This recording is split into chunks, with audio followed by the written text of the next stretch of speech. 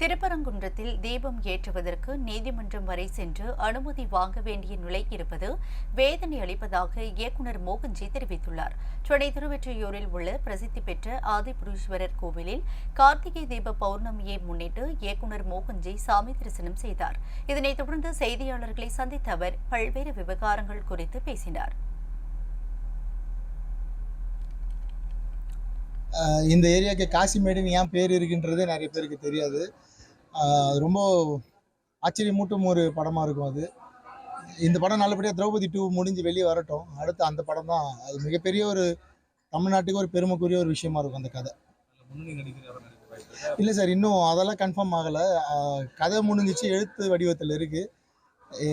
திரௌபதி 2 கொஞ்சம் பெரிய பட்ஜெட்டில் பண்ணியிருக்கேன். அந்த படமும் அண்டர் வாட்டர், கடலுக்கு அடியில் ஒரு 1/2 மணி நேரம் படம் அது. அதனால அது கொஞ்சம் பெரிய பட்ஜெட்டு.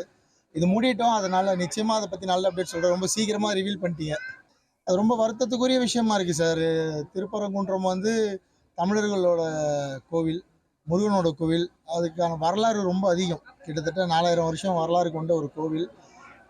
இப்போ ஒரு 100 வருஷமாக நம்ம அந்த அங்கே இருக்கிற தீபத்தூணில் நம்ம தீபம் ஏற்ற முடியாமல், அதுக்கு முன்னாடி என்ன நடந்தது நம்ம வாழலை அந்த காலத்தில். இப்போ அதில் ஏற்றணும்னு விருப்பப்படுறோம். ஆனால் அதுக்கு நிறைய தடைகள் அதெல்லாம் இருக்குது. நம்ம சமூக நல்லிணக்கத்தோட மத சார்பின்மைன்று தான் வாழ்கிறோம். ஆனால் இந்துக்களுக்கு மட்டும் ஏன் இப்படி ஒரு விஷயம் நடக்குது?